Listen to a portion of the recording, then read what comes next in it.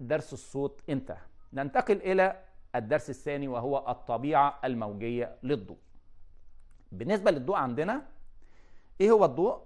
سرعته، تحليل الضوء الأبيض هنعرف كل ده، طاقة موجة الضوء، سلوك الضوء في الأوساط الشفافة، انتقال الضوء. آخر حاجة عندنا ما يسمى بشدة الاستضاءة وقانون التربيع العكسي في الضوء. بالنسبة للضوء عندنا بنقول عليه موجات كهرومغناطيسية تتراوح أطوالها الموجية بين 380 إلى 700 نانو متر. يبقى الضوء موجات كهرومغناطيسية. وطبعا طالما قلنا موجات كهرومغناطيسية يبقى الضوء بينتشر في الفراغ ولا يحتاج إلى وسط مادي للانتشار. وقلنا إن كل الموجات الكهرومغناطيسية كلها موجات مستعرضة. يعني إيه موجات مستعرضة؟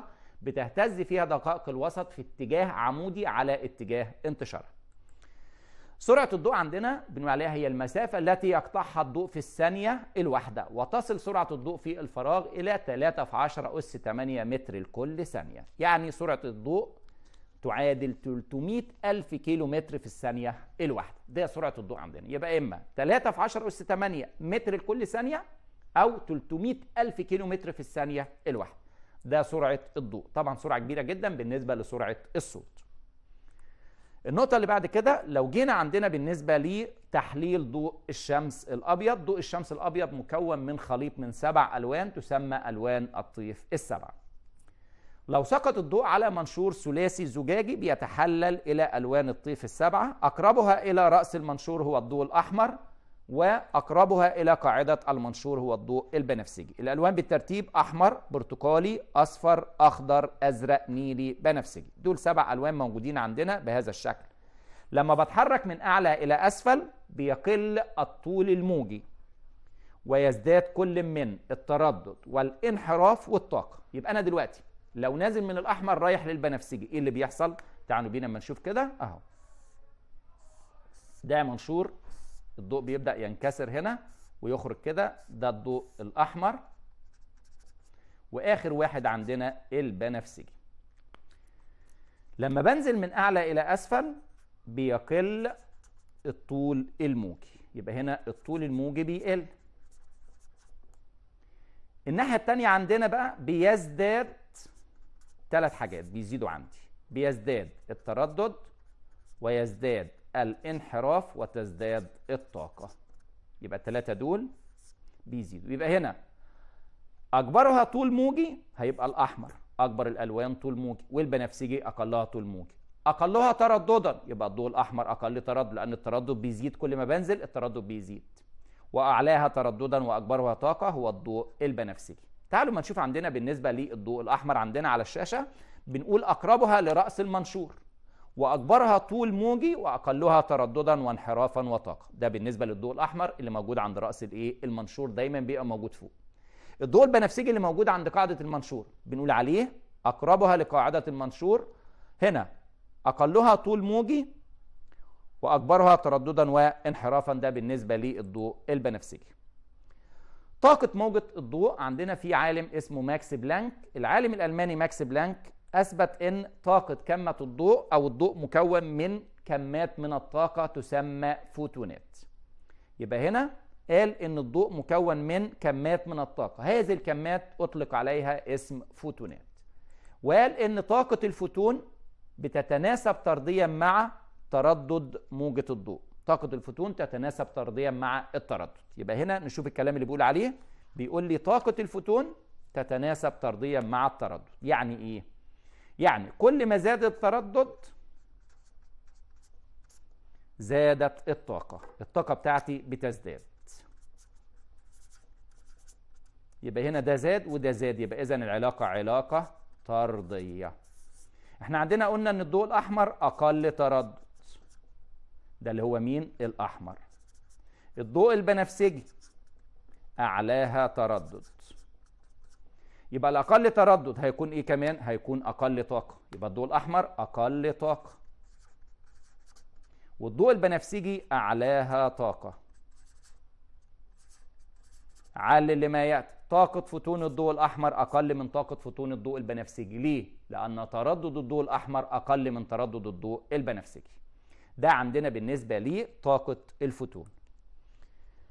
يبقى طاقة الفوتون بتساوي مقدار ثابت في تردده، وهذا المقدار الثابت أطلق عليه ثابت بلانك نسبة إلى العالم ماكس بلانك. في عندنا تطبيقات حياتية للكشافات الضوئية. بتستخدم الكشافات الضوئية في كثير من الديكورات المنزلية.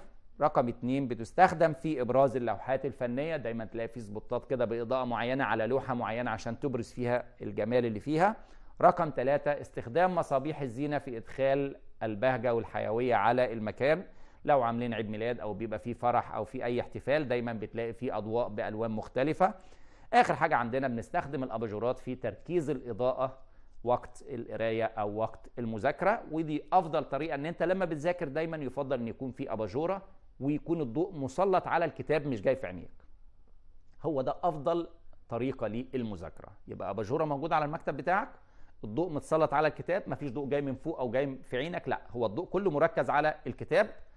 ده كده يعتبر أفضل شيء عندنا بالنسبة لتطبيق الكشافات.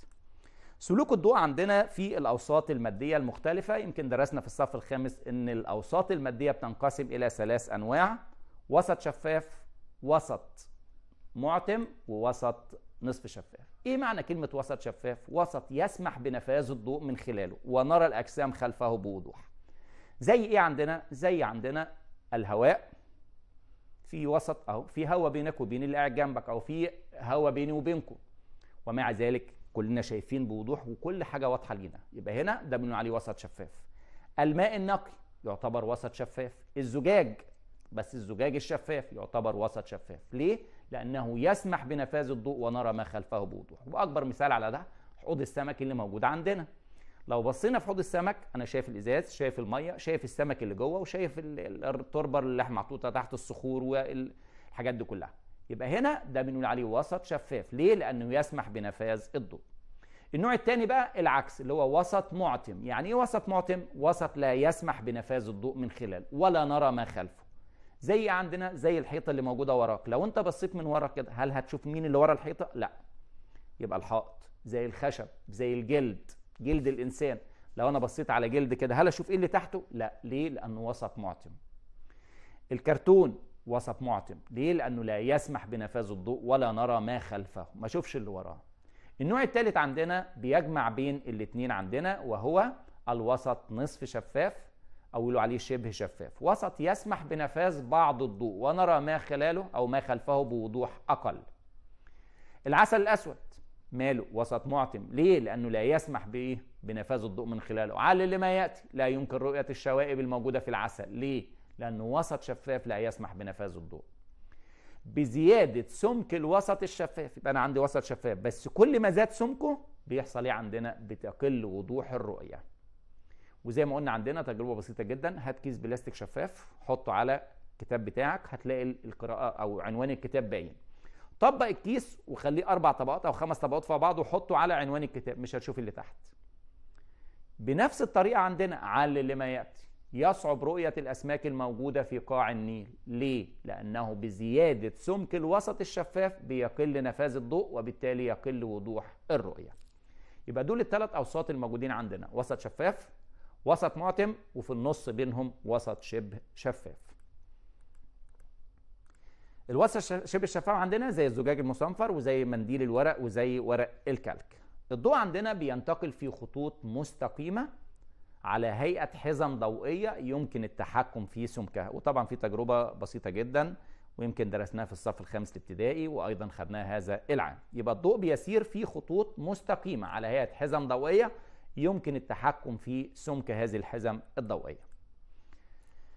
نيجي بعد كده إلى ما يسمى بشدة الاستضاءة. وقلنا عندنا شدة الاستضاءة هي كمية الضوء الساقطة عموديا على وحدة المساحات من السطح في الثانية الواحدة. دي اسمها شدة الاستضاءة. هناك في الصوت كنت بقول شدة الصوت، كنت بقولها كمية الصوت. هنا بقول كمية الضوء الساقطة، هو نفس التعريف، شلت الصوت حطيت الضوء.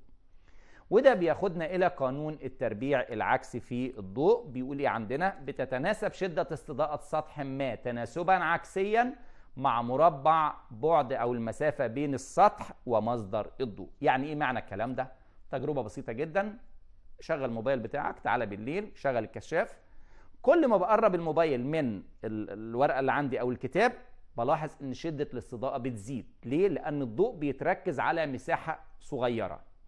كل ما ببعد بالموبايل لأعلى شدة الاستضاءة بتقل، لان الضوء الصادر بيتوزع على مساحة اكبر. يبقى هنا كل ما المسافة بتزيد شدة الاستضاءة بتقل، كل ما المسافة تقل شدة الاستضاءة بتزيد، ونفس القانون اللي موجود عندي في الصوت.